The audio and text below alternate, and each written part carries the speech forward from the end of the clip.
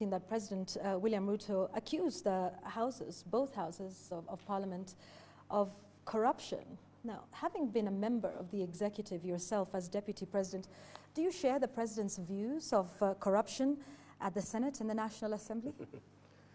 I share his views 100%, but he has no moral authority at all, absolutely none, to talk about corruption in Parliament, because he's the one who has corrupted Parliament. Day in, day out. William Ruto pays Parliament for anything that he wants to happen. The finance bill, he paid members of Parliament 200,000 shillings. They passed the finance bill, they were in trouble from the public, and when things backfired, he turned around and threw them under the bus. My own impeachment, the one you are trying to take me through again here, although I underwent that impeachment, I didn't think it was necessary for us to go through it, had nothing to do with gross violation of the Constitution. It had nothing to do with issues that were raised there. Gladys boss Cholet told William Ruto in a public rally, you told us to get rid of Rigiji, we did. You had it. Members of Parliament were paid 500,000. Members of the Senate were paid 10 million shillings each to impeach me by William Ruto. He is the one who has taught Parliament to be corrupt. In fact, there's nothing William Ruto does without paying money to people. He cannot now throw these MPs under the bus. And I told these MPs, I remember telling them, this man, I know him, I've been his deputy. He's an expert in use and dump. And the day you lose favor with the public because of following him blindly, he'll abandon you in high noon. What has happened, Vaughan, because I want to tell these members of Parliament and put them into perspective. To start with, William Ruto was complaining not about people being bribed with 10 million. He seemed agitated that the 10 million bribe that was given did not reach the members. That's what appeared to be disturbing him. He didn't have a problem with the corruption per se. He seemed pained that somebody has paid 10 million, and he was asking the members of Parliament, did you receive the money? And they were there saying, no, we did not receive, which means he was confirming that him and members of Parliament have a working relationship, and he was trying to find out whether this bribe reached those people. What has happened, Yvonne, is that William Ruto is in every scandal in this country, and I believe we are going to discuss SHA, we are going to discuss all those issues. And he's in trouble internationally. When I was in America, nobody wants to hear about him. You remember there's an organization that gave him the second position in the world as the second corrupt leader in the world. And he's trying to shift focus from himself and throw it to the members of Parliament. He's actually throwing them under the bus to the people of Kenya. He's trying to say there's too much corruption so that people can remove the focus from William Ruto and take it to the members of Parliament. That is what he's trying to do.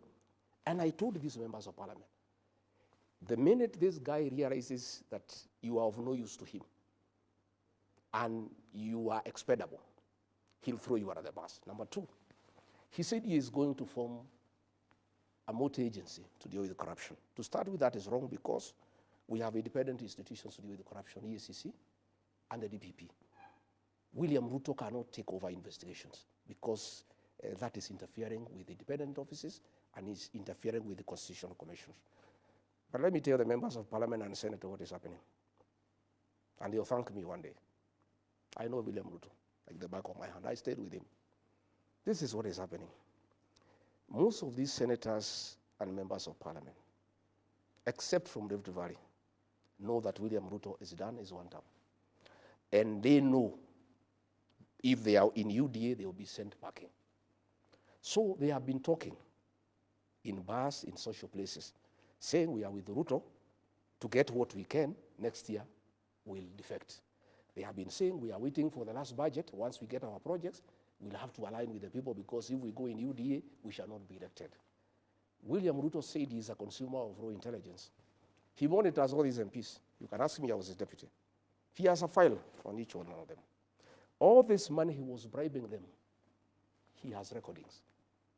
Ask me, I was his deputy. There is another senator who went to collect some money from some businessmen from Nakuru. I've even seen the video. You know, he has all these recordings for all these bribes, for all these things the MPs have been doing. William Ruto is a smart man. He knew one day these guys can shortchange him and they can abandon him. So he knows that next year there will be mass exodus. So this multi-agency team he has formed is to collect evidence and create files on all leaders in Kenya. And he'll call them one by one. I hear you want to leave UDA and go to DCP and go to Wiper. This is your file. Try. Next week you are in court. Same for governors, same for everybody. Why would William Ruto want to take over investigations? He said when he formed the government that he'll make sure the National Police Service is independent. He'll give it money. He'll make sure judiciary is independent. He'll make sure the DPP is independent. Today he is saying he wants to form a multi-agency team under the office of the president to deal with corruption. I can tell you, and I want to tell these members of parliament, you will have to stick with William Ruto to the end. You'll go home together, because the minute you try to move and abandon him, like it happened to Moi in the year 2002, he will have a file on all of you. So all those senators who took money during my impeachment, all those MPs who took money during my impeachment, all those MPs who took money for the finance bill, all those MPs who have been taking money from William Ruto and his cronies for various things in parliament, William Ruto has a file on each one of you, and none of you will be able to abandon him. For the money that you took, you have to stick with William Ruto up to the ballot. And you try, and you tell me, you have seen already, the EACC after William Ruto spoke. That is a script. You can see how good it is. The minute he spoke, the EACC said William Ruto has done that. That's done well. He says we have 4 governors now at the radar. And you see the governors at the radar. Kimani Wamatangi, because he doesn't agree with the Kimani Ichung'wah in Kiambu. So they are using that file to coerce him politically, you know. And what will happen now, this multi-agency team, it has been outlawed by the court, but he's still for it. They are going to create files to enable William Ruto to deal with people like ourselves, who don't agree with him, and to hold all those leaders who are with him, who may want to abandon him and go to another political party. All right. So you are saying that both houses of parliament are not independent? No, they are not independent. Okay. You saw, Yvonne, let me cut you short. You saw an MP speak in parliament. Said, Mr. President, you told us to pass the finance bill, we passed for you. You told us you want SHA, we were here until 10 p.m. You told us to do this, we were there. All those things, they don't do it on behalf of the people of Kenya. Mm-hmm. They do it for William Ruto, and he pays them for it. Of course, we must say there are few members of great integrity and who have a moral conscience who have refused to take money from William Ruto. And they are all his enemies. He is harassing them using KRA. He is harassing them using DCI. And I know using this multi-agency team. Okay. All those members who refuse to take money from him are going to be on his radar. All right. Kenya Kwanza stood out for its thirst to control the Houses of Parliament. Yes. And I want to speak to you now as the person who held the position of Deputy President at the time. Didn't you, as the executive, and by you I mean yourself at the time as Deputy President, President William Ruto, as the President, and the entire executive, did you not decide who should be Speaker of the National Assembly? Was that not part of the agreement? No, we did. It was in the shareholding agreement. Okay. Did you decide who should be Speaker of the Senate? Yes, it was in the shareholding agreement. Did you decide who should be Majority Leader for both houses? It was decided after the election. Did you also decide who should chair each of the committees? Yes, it was. In both houses? It was. Didn't you also cause members of the party and the alliance at that moment to attend meetings at State House, to give them instructions on your agenda, what to vote for, how to vote? Yes, we did. And so the grand total of this was what? Control of the legislature by the executive? It was so why, the intention. What was the intention? The intention was to push the government's legislative agenda. Okay, so this was a push that came from the executive. Yes. Are you then now surprised that members of National Assembly and the Senate are speaking the language of the executive when you yourself are a part of the executive making these decisions, yes, where the member of the Speaker of the Senate, the Speaker of the National Assembly, all came from the party that you rode on to power? I think it was a very good. If you are saying today that we don't have independent houses of parliament, aren't you then responsible for that, because this was your doing with President William Ruto? Yvonne, that's a very good observation. The intention was very noble. When we formed government, we had a manifesto, a great manifesto, bottom-up economic transformation agenda. creating good business environment, lifting people from the bottom of the pyramid. We wanted a majority in parliament to help us push that agenda. Okay? Where I differed with William Ruto is when we abandoned our agenda, our manifesto. And he started pursuing personal agenda. The housing levy was not part of our agenda of forcing people to pay taxes to build houses. All right. You know? I want us to come back and we will go step by step and talk about the affordable housing levy for just a moment. Yes. And you talk about seeking to have a majority in the House to push government's agenda. Yes. That's all well and good. The Speaker of the Senate and the Speaker of the National Assembly, their role is not to push government agenda. Their role is to be arbiters. Their work was to be good arbiters, right, to regulate debate, and to protect the independence of the institution. How would they do that if they were former party members and if they got those positions as part of an agreement for bringing votes to this administration? How would they be neutral? It behoves upon a speaker when he assumes that position. Justin Bidan Muturi was nominated by TNA to be speaker in 2013 and Jubilee in 2017. But that man had an impeccable record. You never saw him in a public rally doing empowerment and singing praise and worship to President Uhuru Kenyatta. Justin Muturi regulated debate and allowed everybody to speak.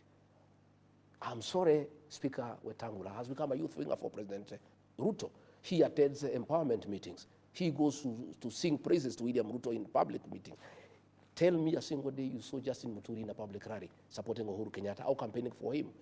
What dignity spells out is that once you get the position of speaker, because you must come from somewhere, you can't come from the moon, you can't come from the air, you must come from somewhere. So when a political party nominates you and you are elected as speaker, once you have assumed that position as the speaker of the National Assembly and the Senate, you now rise above, partisan politics and become the arbiter of that house, unregulated, undignified. I have seen Wetangula allowing me to be discussed in Parliament without somebody moving a substantive motion. And in Parliament, you cannot discuss an individual unless you move a substantive motion. In that Parliament, Wetangula does not allow members who don't support William Ruto to speak. He is very selective. In fact, he has really eroded the dignity of the National Assembly. From 1963, we are the lowest in terms of the speaker. I have seen him in public rallies singing praise and worship to William Ruto. I have seen him doing harambes for women and youth. That is a problem, that the two speakers have refused to rise above partisan politics and play their role as speakers of those institutions. Kenyans have interpreted the war between the executive and both houses of parliament as a possible sign of disagreement between potential partners in high-level corruption. Do you see it that way? Yes. In fact, all these things, all these fights you see between parliament and the executive is about corruption. Because William Ruto has made Kenya, State House is a crime scene. Kenya is a criminal enterprise as a country. So what has happened, Vaughan, I must tell you the truth. When William Ruto introduced money in parliament for the impeachment, he paid a lot of money. He whetted the appetite of the MPs and the senators. 10 million. So these guys want money every day. Did you counter that offer? Yeah. Did you counter that offer during your impeachment? I did not. In fact, people came to me and said, Rigi, we like you, we love you, but we are being offered this. Can you give a counter offer? I said, no, I don't have the money. And even if I had, I don't think I believe in this. Just go ahead and do what you must do. Others came. In fact, there is an MP from the coast, a friend of mine, a great friend of mine. He came and showed me the messages William Ruto had sent him, threatening him to jail him if he doesn't sign for me. And he came and said, I have children. My brother, I am crying as I do this, but I have been forced. These are the messages. Another MP from South Rift, a good friend of mine, came and showed me the messages of threats and intimidation from William Ruto. In fact, Okia Omtata, that guy is a great man. When I sent word to him, appealing not to participate in impeaching me, he said, I cannot impeach you. And the person I had sent, he asked, did he send you with a counter offer? He said, no. He said, I will not impeach him. Had he sent you with a counter offer, I would have impeached him because I don't like corruption. What has happened is that William Ruto introduced money in parliament. Of late, he has shifted focus to ODM and Raila Odinga. And he is spending a lot of his money now with ODM MPs. Now the audience from the MPs from Kenya Kwanza are feeling abandoned, and the money is not flowing as much as it was flowing. So they have decided to look for the money from other people. So when the ministers come, put the money here. When PSs come, put the money here. William Ruto, you started it all. Don't complain. This is your baby. You are the one who introduced high-level corruption in the National Assembly and in the Senate. You cannot turn around and condemn what you have started yourself. You are the one who told these MPs that every man and woman has a price. I heard him say it in his presence, that every man and woman has a price. So what has happened, Vaughn? Like the MPs from my backyard are in trouble. They cannot address any meeting unless they pay people. You know? This deputy president, he cannot address any meeting unless he puts people in a tent and gives them money. Now, William Ruto is not giving these MPs money anymore. They need to go to the ground and talk to people and they don't have money. So what do you expect them to do? Anytime a PS is called for a committee, they say you must give us money. Anytime the minister is called, give us money. So the ministers and PSs have gone to cry to the president. We are unable to do any work now in parliament because anytime we go, there's too much extortion. What do we do? That is why the president was creating hell, because the ministers are going to him to tell him, we are unable to transact in parliament because everybody is demanding money. But he is the one who started it. He is the one who introduced money as the method of transaction in the National Assembly and the Senate. Do you think high-level corruption is an issue in the country? It's a big issue. It's actually our biggest issue. In fact, when you took break, people are sending me messages asking, what is this Yvonne is asking you? Ask her, we want to discuss about corruption. Because this is what is ailing our country. And I can tell you, Yvonne, State House has become a crime scene. Last 2 weeks ago, 15,000 young people were there. They were each given 2,000 as a bribe so that they can say 2 terms. Corruption is being practiced in the highest office in the land in broad daylight. The deputy president is carrying money with sacks, bribing women, bribing young people to say 2 terms. And then the president is here pretending that he can fight corruption. Where does he start? When he was talking in that meeting, you know, after the meeting, he gave those MPs each 100,000. After complaining that they're asking for money for, and he doesn't want corruption, why was he giving them 100,000? Those MPs have salaries. Why was he giving him money? So what I'm saying is, and Yvonne, when we get to the right discussion, we must discuss where we are as a country. It's because against the advice of Uhuru Kenyatta and many people that we are going to elect William Ruto and he's a corrupt man, and we'll cry. We are crying. And I myself take blame because I ignored it. I thought it's propaganda. And corruption has become a way of life. Corruption is the modus operandi in our administration, and State House is a crime scene, and bribery is a major policy of this administration. Okay. Yeah. I want to ask you about, a promise that was made, when this administration came to power, about 39 days before the election. President Ruto, whom you served as running mate, promised the formation of a state capture inquiry in the country. You're on the record yourself as accusing former President Uhuru Kenyatta of state capture.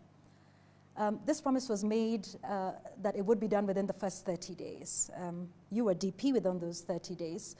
Those 30 days lapsed, and to date, we still don't have a state capture inquiry. It will not happen.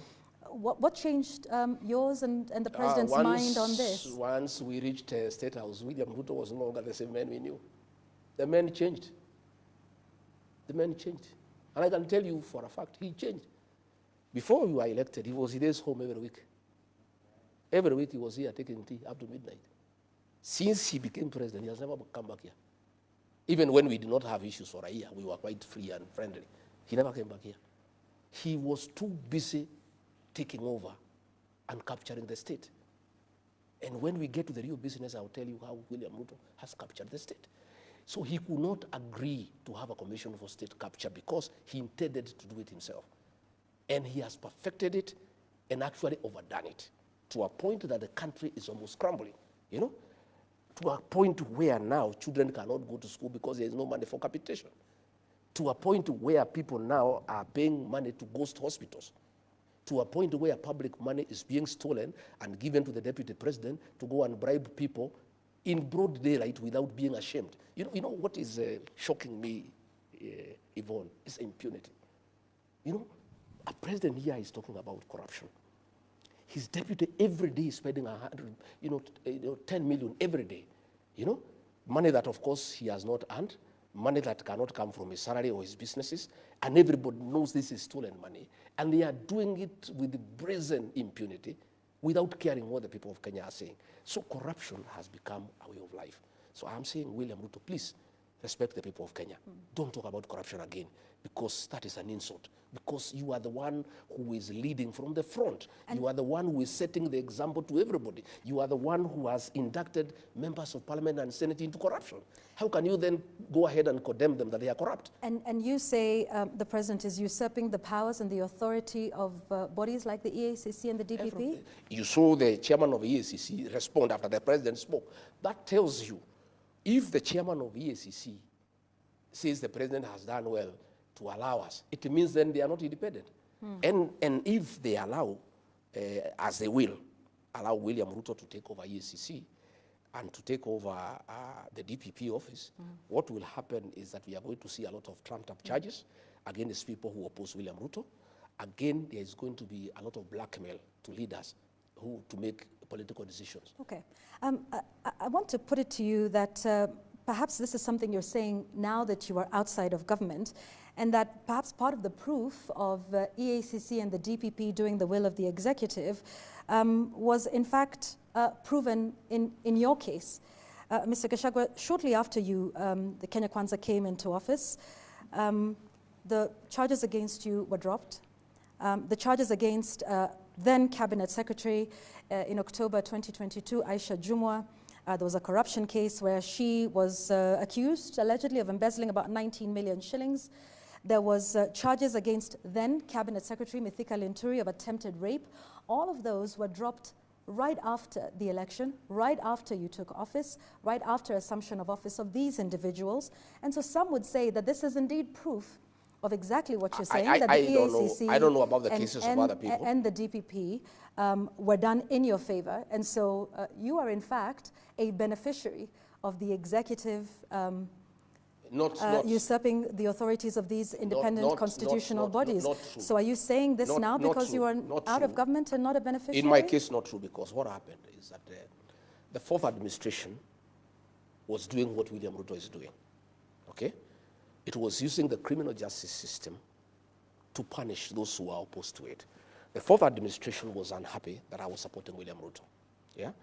And therefore they brought charges against me and there was no evidence. So once we came into office, the DPP got the DCI to swear an affidavit. It's on record in court and said we had nothing against this man. We were told to prosecute him. We had no evidence. Even if that matter proceeded, it would still have been dismissed by the courts, okay? What pains me, Yvonne, and I feel very sad, is at that time when we were being persecuted by the fourth administration, William Ruto saw that in his administration, never again will he allow the use of the criminal justice system to punish those opposed to him. Yeah? He gave that undertaking that he'll never allow. And politics will be done the conventional way, through persuasion and consensus and concurrence. The minute he became president, I don't know what happens to that state house. Somebody is elected, he's a good man. When he reaches there, you know, sometimes I even get very worried of being elected president. Somebody who was a reasonable person, somebody who was saying great things, somebody who was sensible, somebody who was for the rule of law, he becomes president and becomes a monster. William Ruto gave us an undertaking, in private and in public, that under his watch, in his leadership, he will never allow the use of the criminal justice system to pursue politics. That's exactly what he's doing, you know? And that's what I'm saying is, I don't believe he's the same person. You know, sometimes I think he's a double, you know? Because this man used to sit with me here with Pastor Dorcas, and we pray together. And the things he said he cannot do, Kwanzaa, he said in an interview, I will never allow anybody to punish my deputy. I will never allow anybody to lack respect for him. I will never allow anybody to do to my deputy what Uhuru Kenyatta has done to me. He not only did the same, but he went ahead to do what Uhuru Kenyatta never did to him, to pay people to throw him out of office. And this is the same man. So sometimes, I don't know whether he's the same person. Sometimes I get lost. Why do you think, so you're saying the president punished you? I'm saying what he had said he would never do. He not only did it, but went ahead to throw me out of office. Why do you think he did that? Because I could not agree to many things that he was doing. He had wanted a Mr. Yes, sir. He had wanted somebody to agree to corruption, somebody who can agree to killings of young people. I told him off. I told him no. And I said, I cannot agree. All right, let's speak about some of the things that are in the country right now, Yes. and that you seemed to agree with. The Social Health Authority, SHA, something you were a big supporter of, then, now appears to be suffering a series of scandals. At least the Ministry of Health is defending itself, is defending its record, saying there is no fraud at the Social Health Authority. You sat there when this was being mooted. What was the proposal? And do you think, in hindsight, that initially I supported. Yeah. What was the idea that you supported? We had committed. Yeah. We had committed in our manifesto to improve on NHIF and actually make it available to every Kenyan. And in fact, we promised to reduce the payments for ordinary people from 500 shillings to 300. We went ahead to promise that those who will not pay, who had no income at all, yeah, will be covered, by the fund without having to make any contribution. Those are the things that we did. So when we came in, we got the former CS for Ruto'S come out to come and chair the board of NHIF. And he started on a process of how to reform it and make it better. And proposals were done, and it was agreed they needed to improve the system at a cost of about 800 million to make NHIF more responsive, to make it more efficient, to serve the people of Kenya.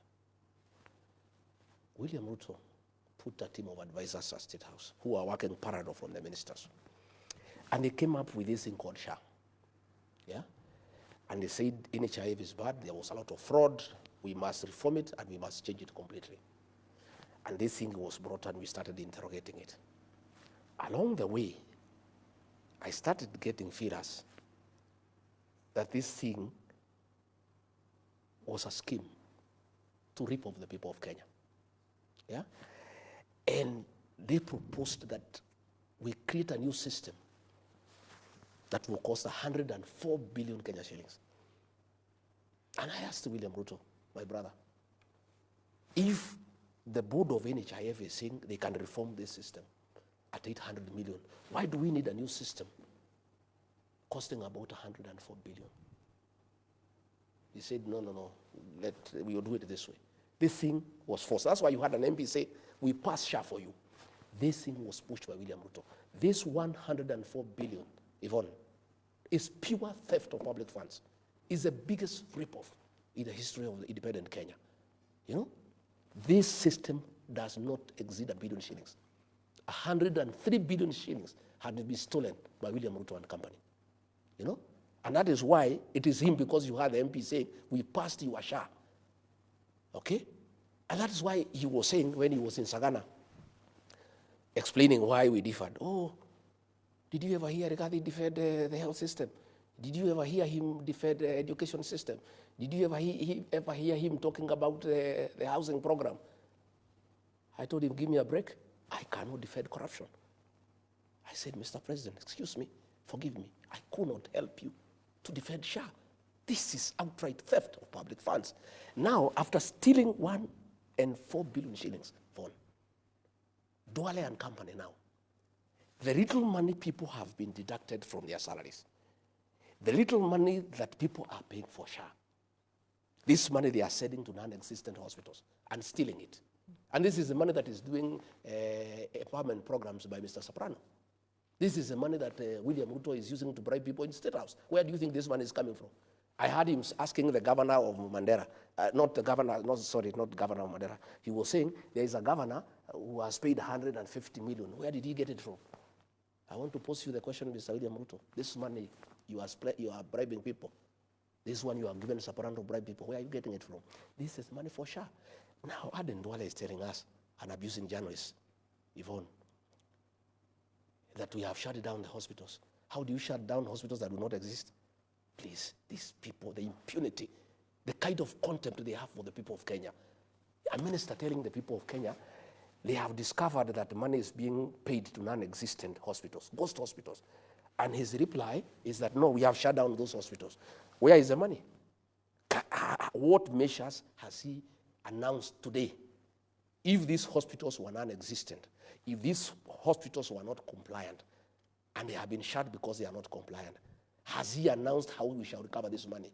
I would have expected William Ruto, the new champion of fighting corruption in Kenya, to talk about this. Instead, he's only talking about 10 million, and he's complaining it has not reached the MPs who are his friends. That is his only concern, that 10 million was bribed, it did not reach the MPs. William Ruto, why are you not speaking about this 10 billion? By today, in a country of the rule of law, Duale should be at home. You know? What and for? We are saying, what for? He should have been sacked. This is a scandal of unknown magnitude. You have seen today the website for SHA, where the records were, yeah, showing who has been paid, yeah, has been stepped down, so that you people do not interrogate these hospitals. Because what would have happened? You people are very imaginative. With the list they are showing who has been paid, you would have sent your correspondents all over the country to see whether the hospitals exist. And because they don't exist, yeah, that is why they have removed, you know, those details from the website, so that Kenyans do not interrogate, they do not audit the theft of public funds. And then there is also the affordable housing, again, something else that you touted. In fact, you were on record as telling everybody that this is something that you should pay up. What changed along the way? Initially, when I supported this program, yes. You know, William Ruto is very convincing. He's a very convincing guy. And he's very deceptive. Extremely deceptive. He had convinced all of us that this housing program, affordable, was a good thing for Kenya. That it will create employment for our young people, that this program, we need slum upgrading, we need to dignify our people, blah, blah, blah. It sounded very nice. Only to realize later, it's nonsense. At what point did you make this realization? After 1 year. It's when I started seeing what's going on. To start with, when he forced people now to have the housing levy. Because the question people were asking me, and I went and asked them. What was the idea for you in your mind with this? Initially, we thought it's a genuine thing. Only to realize that it's about business. That William Ruto has seen a business opportunity to sell cement, to sell steel, and to sell iron sheets. Again, to partner with developers to make money. And for that program to succeed, it needed a source of money. So he had to create a housing levy so that the money is flowing. And this money has been put in Sidan Bank, a bank that he bought immediately we came into office. Okay? Sidan Bank is level 3, is tier 3. According to the central bank regulations, all money belonging to parastatals and governments must be put in tier 1. Tier 1 is Cooperative Bank, Equity, Barclays, those big banks. But he told central bank to allow Sidan to receive money from SHA and also money from housing. So that bank has grown, from a profit of 300 million in 1 year to 1.2 billion. So I want to understand this. You're saying, so at what point did you realize SHA, according to you, wasn't the idea that you needed? The first 1 year. Housing in the first the 1 first year. 1 year Okay. of our administration is where it started becoming very clear to me that this William Ruto was not a genuine man. He had conned us, he was deceptive, and he's a businessman, and he's not interested in the country. And yet, Mr. Gachagua, you stayed and then got impeached, and it is only after your impeachment that you started to speak out about all of these things, about organizing meetings. I spoke before. So my question to you is, you say you are not a yes man, and that's why the president doesn't like you. Yes. You say you realized that, SHA and affordable housing had issues with all of these. Were you ever going to say some of these things before you were impeached? Yes. Would you have continued to serve in the administration of President William Ruto? I asked you about some of these things a little earlier. You said, well, what could I do? He was president. You could have resigned, Mr. Gachagua, No, if you have such grave issues. I couldn't have resigned. Why not? The framers of the 2010 Constitution were very wise. Why did they want a president and a deputy elected? So that they can check each other. That's what I was doing. I was checking from inside until a point he couldn't stand it, and he decided to get rid of me. What happened? Mr. Gachagua, you are not very successful with checking him. No, I was. Let me tell you. Let me now. Well, tell us. That's why. That's why. I went to cabinet and opposed the finance bill of 2024. I did. 2023. 2024. Okay. I said no, and it was put on record. And he was mad with me. And I went in public meetings asking the MPs to listen to the ground. It was a way of checking. Because when you are deputy president and there's a finance bill, and when people ask me, what do you think about this finance bill? I say, listen to the ground. The people did not want it. I told the MPs, listen to the ground. And the president was mad with me. Finally, when it came to cabinet, I went and opposed the demolitions and evictions of Nairobi River. If you remember, it was one of the charges in the Senate against me. I opposed when I was deputy president. I did not oppose when I left office, Yvonne. I opposed when I was in office. And it was a charge of insubordinating the president because of saying no. Our manifesto was clear that we shall never carry out demolitions and evictions until we have settled the people. Okay. When the Gen Z protests came, Yvonne, I want to put it on record so that we are speaking from the same page. I opposed abductions and killings. And when the president insisted, and our kids were shot and killed on June 25th, 2024, on the 26th of June, as deputy president, I called a press conference in Mombasa and castigated President William Ruto and the director of National Intelligence Service for abductions and extrajudicial killings. I am not doing it because I'm outside, Yvonne. I was doing it from inside. And that is why the president now could not stand it anymore. In fact, it's after my press conference on June 26th is when he made a decision he must get rid of me. And it took him about 4 months. He started putting things into motion. And I told the president, I think it was on June 22nd, when I saw the operation order, what had been planned, the killings, the abductions, I went and I said, Mr. President, I am a parent, you are a parent. I have 2 young boys, you have young children. How can we kill these people simply because they are saying the finance bill is not acceptable? Why can't we listen to them? He said, my friend, you are in government, you do what we are saying. So the subsequent meeting for National Security Council, I was not invited because I would have opposed the operation. So when it happened, on June 25th, the president called a press conference at night. He did not invite me, and he said, this was treasonous, these are criminals, they'll pay for it. I was mad because I knew these children were innocent, and they were simply clamoring for their rights and the rights of the people of Kenya. And what happened, Yvonne, is that nature abhors vacuum. The minute the president captured parliament, the minute he compromised Raila Odinga, there was nobody else to speak for the people of Kenya.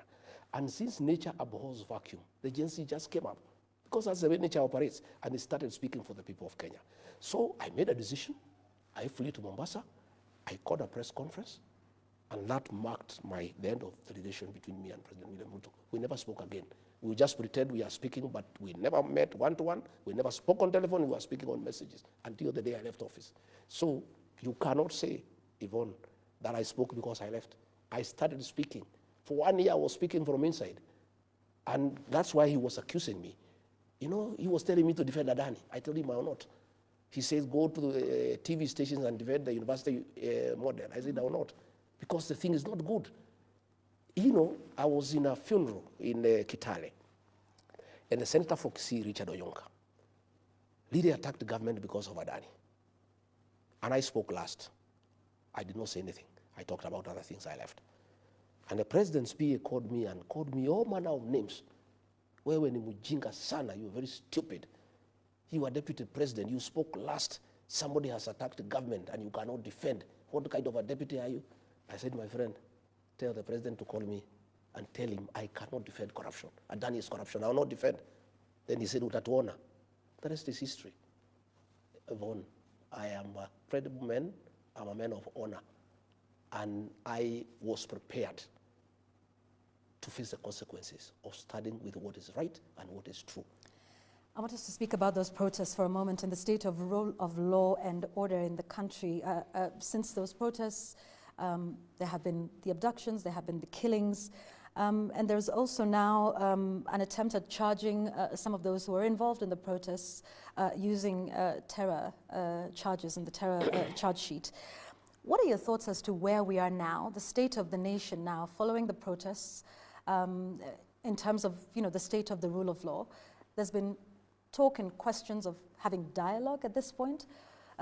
What is your thought on the state of rule of law following everything we've seen with the protests in the country, and what the way forward or the way out of that impasse looks like? Yvonne, I saw the president gazetting Katiba Day, and I was flabbergasted as to how foolish William Ruto think the people of Kenya are.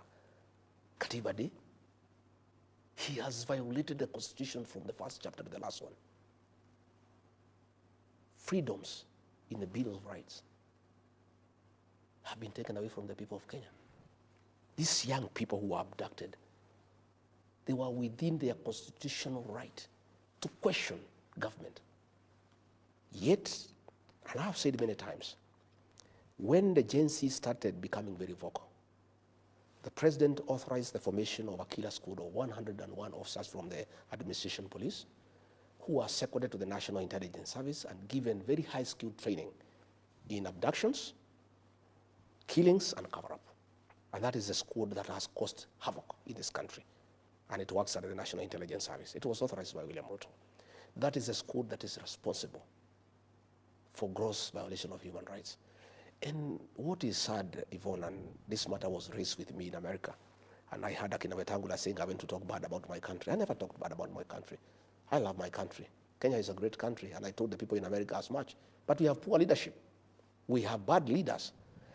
What is shocking, Yvonne, is after all this, a president who is elected by the people, a country with a constitution, a country that has a very strong Bill of Rights, can publicly issue orders for people to be shot in the leg and then taken to the hospital on their way to jail. It's a level of impunity. And I'm very happy that in the bill in the Senate in America, that issue has been raised, abductions and extrajudicial killings. Yeah? So what is happening again when we hear the last protests and Sabasaba? The state took over the protest and sent criminal goons to beat people, burn and torch property, and stage manage attack of police stations and courts. It was done by police. And then arrested innocent young people and charged them with terrorism. That court in Kahawa is a specialized court to deal with terrorism, a very serious crime that needs to protect our territorial integrity and make sure that the country is safe. But to make sure that these young people are intimidated and they have no voice and they will never again hold the government to account, they are charged with the terrorism. So as we speak, we are at the lowest in terms of violation of human rights. And that's where the Americans are having a great problem with us. And we have never reached where we are. And the situation is coming from bad to us. And it is laughable that the president, ahead of his address to the United Nations, he's going there to the United Nations General Assembly. He's trying to appease the international community because there is a lot of concern about extrajudicial killings and abductions. He's trying to hoodwink the international community by ordering Professor Makau Mutua to set up a team to compensate victims of extrajudicial killings and abductions. That team has been formally constituted today. Yeah. What do you think of the role of that, compensating victims of protests and dating as far back? I think it is good. I think we accept it's good to compensate people. But that should be the tail end. Yeah? We welcome compensation. But let's be decent. Let's not try to hoodwink the international community. Before you compensate victims, you must first accept that there were extrajudicial killings. The president should call a press conference and say, hey, my fellow Kenyans, I accept that there were extrajudicial killings and abductions. And this is wrong, and I apologize to the people of Kenya. And I say pole to the families and the people of Kenya. Number two, I have ordered the disbandment of the killer squad of 101 officers who have been abducting young children and killing Kenyans. Number three, I give an undertaking to the people of Kenya that under my presidency, never again shall we have abductions and extrajudicial killings. Number four, all those officers responsible for killing our young people and abducting them will be prosecuted. Finally, sad as it is, I accept that parents have suffered and they require some compensation. I therefore order a mechanism be put in place to compensate those families. And, Yvonne, government cannot compensate people it has killed. We must give it to another neutral body, like the Kenya National Human Rights Commission. Because what is happening is, we have a petition before the ICC. If government identifies these victims, then we will not have witness protection. These victims will not be able to give evidence against William Ruto and the government. So this is a scheme to get to know who are the possible and potential witnesses for cases of crimes against humanity that we are taking to The Hague. So we are saying, if William Ruto is genuine, he must do what I've told you. He must first call a press conference and own up to the killings and the abductions. All right, before Two, I move, Yvonne, he must disband that killer squad that has been doing it. Okay. And then he must de-gazette that team, pass this responsibility and the funds to the Kenya National Human Rights Commission, which is neutral. Because how do you get people who killed your child are the same people who are coming to compensate you? Even in terms of the way you relate. You know, the same person who shot your child is the one saying, oh, Mama, I'm sorry we killed your son. Yeah? Here is 100,000 to compensate you. How does it work? Let us have an independent body, the Kenya National Human Rights Commission, to be able to do it. I want to talk about, and to switch gears a little bit and talk about some politics for a moment and maybe go back to your return from the United States. You've been having the, what you call united opposition. We didn't see your colleagues at the airport to welcome you back. They were not supposed to come. Okay. This was, I was just coming home. And I think when Kipchumba Murkomen threatened to arrest me, my supporters decided to come to the airport to make sure that I'm safe. It was a family affair. Of course, the government organized to attack me, and those were policemen in civilian, accompanied with guns. They actually wanted to kill me at Pipeline. They took a big boulder and dropped it on my car. You know, I escaped death by a whisker, and I think they wanted to kill me. And what Murkomen should know, that if he had killed me, there will be no country. There will be a civil war. And I don't know whether they know what they are playing around with. This country, where it has reached, people should not have such jokes. Those are jokes that are not good. We have a country. We have a country, Yvonne. And myself, what I did, we were supposed to go through Jogoo Road all the way and greet people in the Kamukonji. Yes. Me, I'm a very responsible leader. When I assessed the situation, and I realized that a lot of force had been mobilized, policemen in civilians with guns, accompanied by goons with knives and pangas and rocks, and a civilian aircraft with policemen was hovering in the air and coordinating with the civilian officers on the ground, giving them our movement. Like I wanted to pass through Express Highway. The police blocked me so that I go to where the trap had been set. When I analyzed the situation, you know, I said, let's cancel going to Jogoo, because I don't want people to die in my name. I don't want women to be hurt. Even journalists, your colleagues, ask them, you were with them there. They were beaten. Their cameras were taken. The money was taken from them. They were threatened with the knives.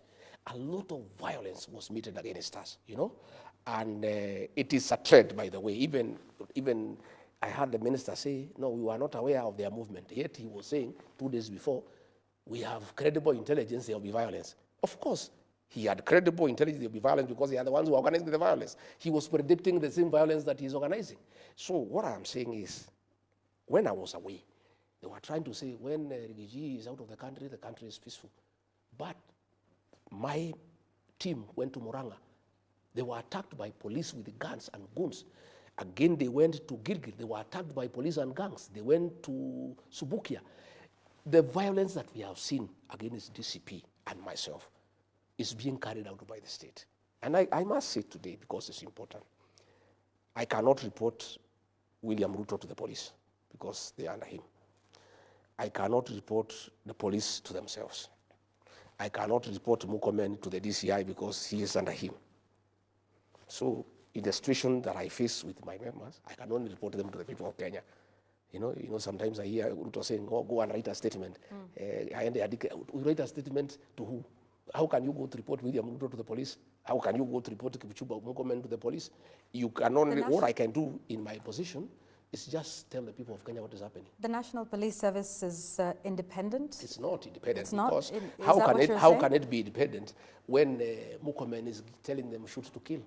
When William Ruto is saying shoot in the leg? They are just pretending that they are independent. They are not. That guy called Douglas Kaja, he is from my home. And I told him the other day, you are a potential customer of ICC. Remember what happened to General Ali? William Ruto and Kipchumba Murkomen will use you. What is happening? I told him, Kaja, he's from my village. One of these days, you'll be in ICC.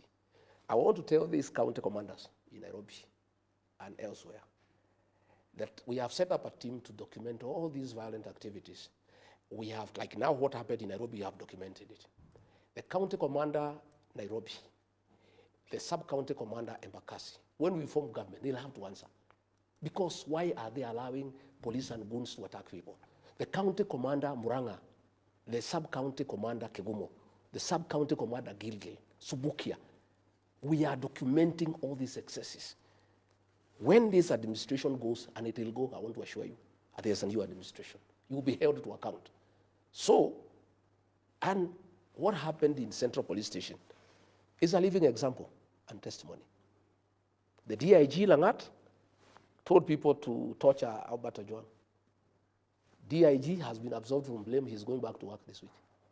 The OCS, Central Police Station, the sergeant on duty, the corporal on duty are facing murder charges. I want to use this opportunity tonight to talk to our police officers.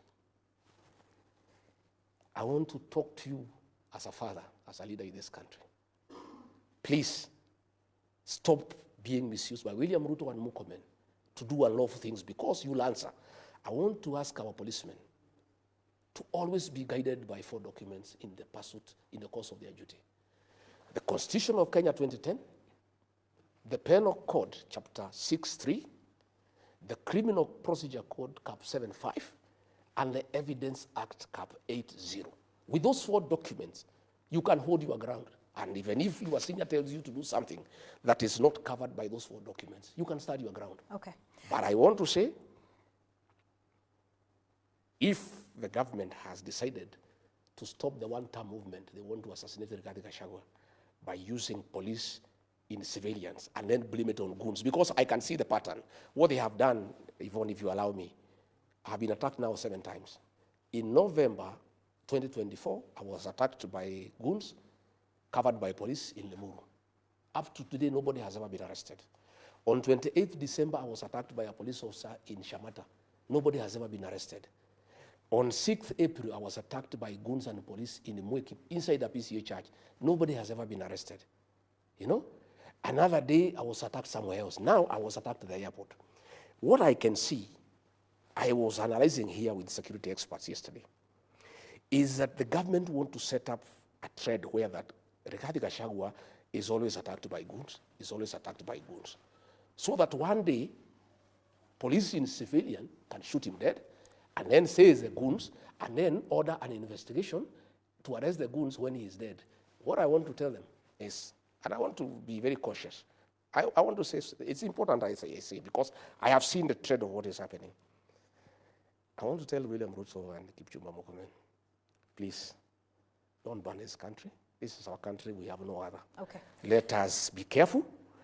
Don't do stupid things. Okay. Yeah, thinking that you are stopping the one-term movement, yeah, and create civil war in this country. Please All right. don't. We will also talk about that one-term movement in a moment. But there was something you said a little earlier, that when we form government, you were giving a message to the police. Let's talk about that now. In the United Kenya opposition, some of your supporters have been saying that of all the aspirants, you are best placed to run for president. Mr. Gachagua, can you confirm to us tonight if this is something that you are doing? Are you interested in running for president of the Republic of Kenya? What a question, Yvonne. Am I interested? Why not? I am a candidate to be president of the Republic of Kenya. I am qualified.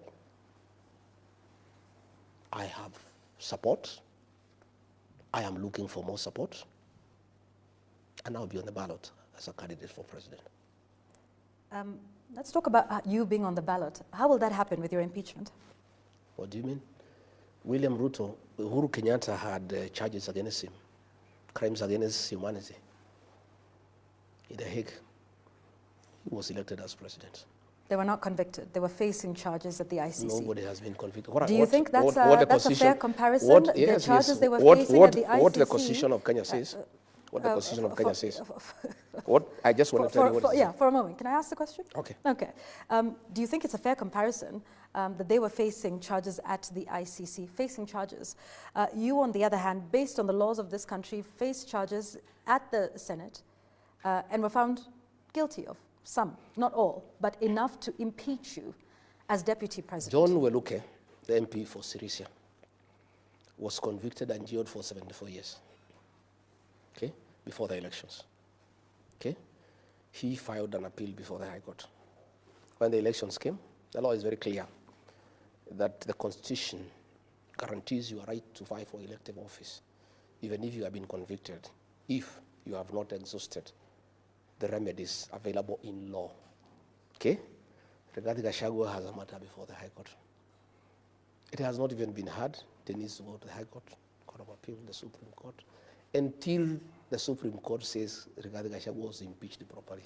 And yeah? if that happens, if I'm the Supreme saying, Court, I'm saying if the Supreme, and that's what I'm saying. If it says yes, if yeah, you go all the way, that's what I'm saying. And the Supreme Court says upholds your impeachment. Yes, if it does, yes.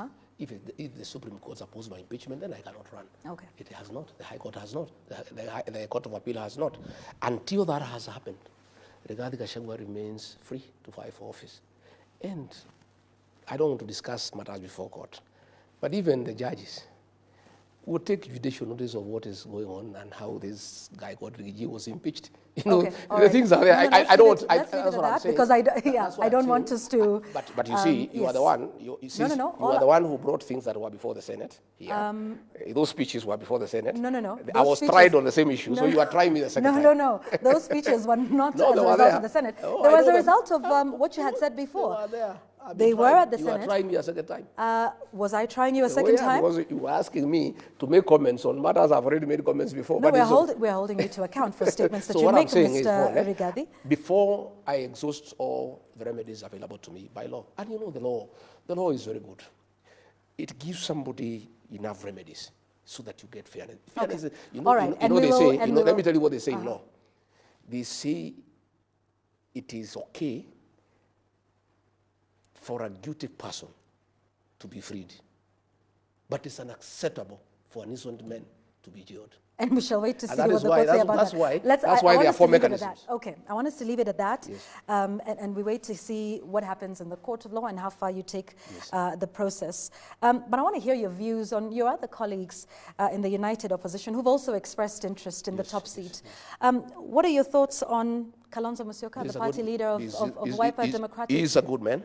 He's a good leader. And he has the capacity to lead this country. Yeah. If I'm not chosen to be the flag bearer, for whatever reason, I would have no issue, absolutely none, in supporting him to be president. What of Ms. Martha Karua? Same. Kalonzo Musyoka, Martha Karua, Fred Matiang'i, Eugene Wamalwa are all competent and capable leaders who can give good leadership to this country. And when we agree, because we have agreed that along the way, all the contenders will have to sit down and agree on one to be our flag bearer. I pray and hope that I'll be one, because I think I have the drive and the strategies and the numbers. And knowing William Ruto, because I know him well, I think I'm the guy who is best suited to take this guy home. Is unity possible? So in case, yeah? Is unity possible? It's not, or will it's we not see everyone possible. pulling in their own direction? Word. It's a must. We have no choice. The people of Kenya have told us, in no uncertain time, they don't care who. They want one candidate to face William Ruto. We have a responsibility to restore this country. We have a responsibility to bring an end to extrajudicial killings and abductions. We have a responsibility to bring an end to corruption and misappropriation of public funds. And that can only happen when William Ruto is one term. And for that to happen, we need to produce one candidate to face him. Kenyans will not forgive any one of us, yeah? Any one of us who plays around with that unity. And I can tell you, all of us have committed, yeah? And I will be persuading my colleagues that we publicly sign a pact with the people of Kenya, committing that all of us, each one of us will support whoever is picked, and none of us will go astray. So that whoever goes astray, yeah, will be a traitor to the Kenyan cause. So there will be unity, there will be one candidate, and I believe and I trust that candidate is the man seated opposite you tonight. Let's talk about that election, that would the general election in 2027. We now have a fully constituted Independent Electoral Boundaries Commission. You know, what are your thoughts around the commission? Are you confident that they have the capability and the capacity to run a free and fair process? And we'll come back and talk about the by-elections in a moment, but I just want your first thoughts on the commission, the new commission. I am not very happy with the way it was picked, but nevertheless, it's in place. What aren't you happy with? Because there wasn't, I could see there was some consultation between Raila Odinga and William Ruto, who were on the same side, and therefore there was no concurrence with other people. But be as it may, the way I understand the Kenyan politics, and by the way, I'm a student of political science, and I've been around for a while in all these elections. I did my vast voting, I think, in 1979, and I participated in all these elections. And when electoral laws were changed such that votes are counted at the polling station, and the ruling by the Supreme Court in 2013 that polling station results are final, it made rigging of elections next to impossible. I want to assure the people of Kenya that nobody can steal our elections. And all we ask the IBC commissioners is to fast track and hasten voter registration and do good preparation for the general election, and make sure that they make all the materials available and they put all the logistics that are required into place. And that is their role. The rest they leave it to Kenyans. Kenyans will wake up early and they will make a decisive decision. And I don't think anybody will interfere with the will of the people. All right. Before the general election, there are some by-elections that are coming up. Is DCP planning to field candidates? Yeah. DCP is a national party and will participate in our elections, including Banisa in Mandera. Yeah. All that talk you saw in Mandera was trying to discredit me and DCP in Banisa because our candidate, Adan Mohammed, is a leading candidate. And the people of Banisa want to elect a DCP candidate because they want somebody who can speak for them. Because UDA people are praise and worship choir members of William Ruto. And we have a candidate in Bere North. We'll have a candidate in Magarini. We'll have a candidate in Malava. We have several wards across the country. We have a constituency in Ubuja, in Siaya. We are going to have candidates in all those elections, and we are going to put up a hard fight. Yeah. President Ruto has pushed back on your campaign, your one-term campaign, saying your only interest is to remove him from office and that you're not offering an alternative. Of course, he's on record as saying, okay, so one term, then what? Do you think he raises a valid point about you actually offering an alternative beyond the slogan, one term? Vaughn, did you expect William Ruto to give us a hug for wanting to remove him from office? Of course, he can't give us a hug. He knows one term is lethal. And he's complaining about sloganeering. He's calling it slogans. Mm-hmm. His people are trying slogans of 2 term. What we are saying is, Yvonne, if you go to hospital and you are feeling unwell, the doctor must do some diagnosis and decide what is the problem. And if they find you have a bacteria infection and that bacteria has caused so many other problems, the doctor first fights with the bacteria so that you can deal with the other resultant issues. What we are saying, and we are very clear in our mind, is that where we are as a country, for abductions and extrajudicial killings to come to an end, William Ruto must leave office. For us to stop corruption and theft of public resources, William Ruto must leave office. We are saying for us to restore our economy and create a good environment for business, William Ruto must go home. We are saying for us to bring an end to state capture, William Ruto should not be in office. For us to restore the health system and do away with this shared nonsense, he must be out of office. We are saying for us to restore our education system, bring back free primary education, make sure there is capitation, William Ruto must leave office. That is where the one-term thing comes from. That before we can even make the changes that we desire, the first thing is for him to exit. And that is why he's complaining and asking us for an alternative. We have very many alternatives. We have a very good program for healthcare, that we need to reform the NHIF the way it was and make sure that people have healthcare. We have a very good program to encourage agriculture, including in northern Kenya, in terms of irrigation. Yeah, we've got a very, very good program on how to create a conducive business environment for people to trade. We have got very good ideas on how to deal with the public debt. We have all those very good ideas, and they'll be coming up in our manifesto. But we are saying for all those things to happen, yeah, Ruto must leave the scene, and it is not our business to make him happy. By the way, we are not in the business of making him comfortable. We shouldn't do what he wants. Why does he want to set the agenda for us? And he is asking us to give us our plan. We are not going to give him. Yeah, and by the way, we had a good plan. We just need to improve it. If the plan we had, the one he had given us, was implemented, we'll be in a good place.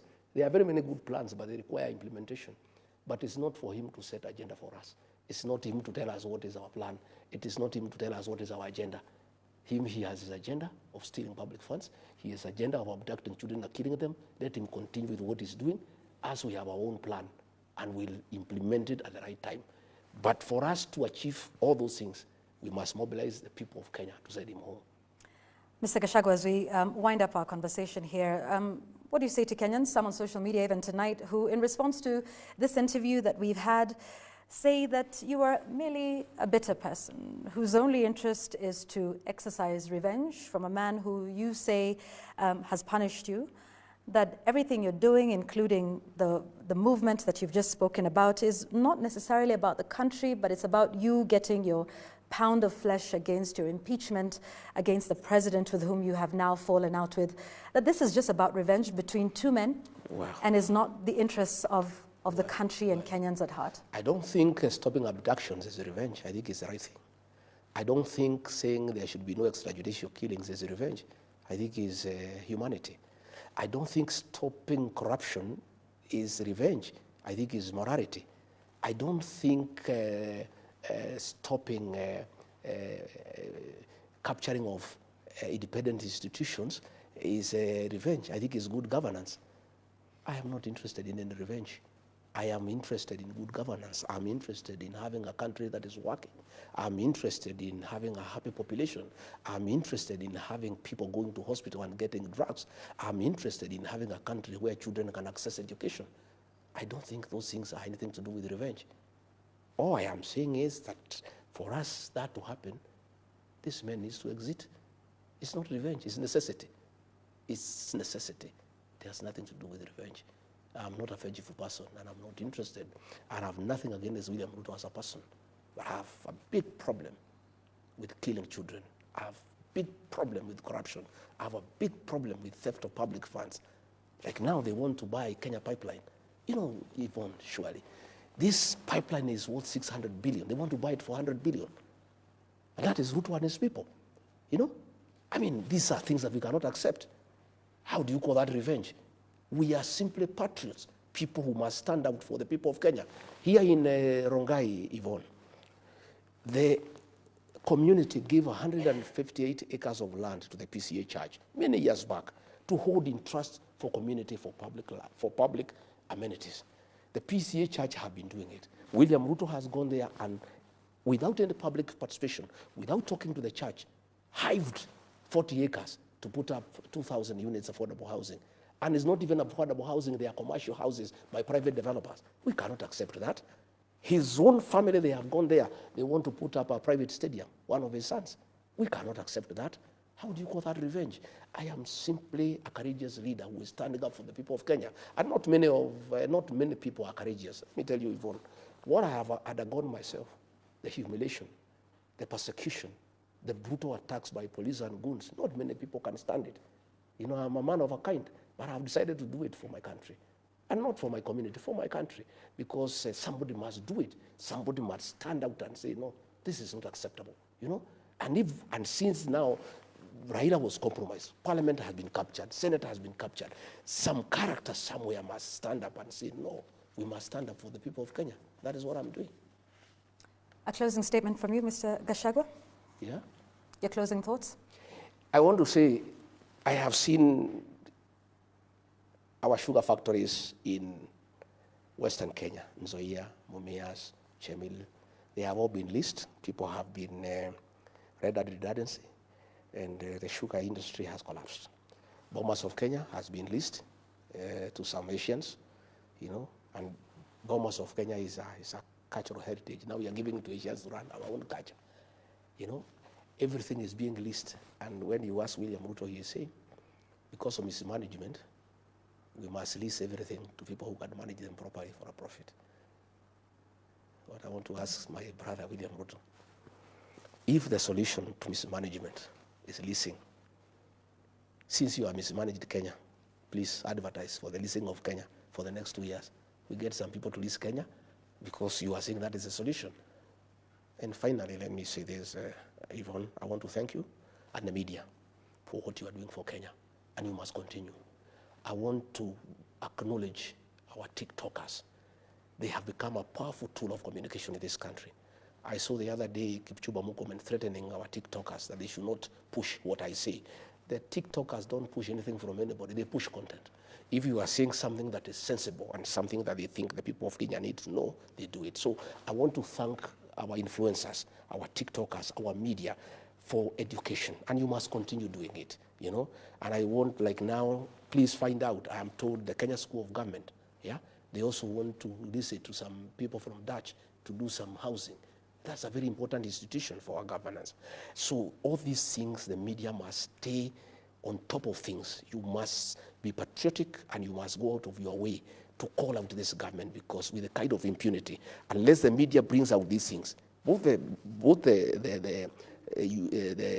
normal media, the mainstream media, and the social media and the influencers, and working together with leaders like ourselves, I think we'll liberate our country, because we have a duty to preserve our country, because we have no other country than this one.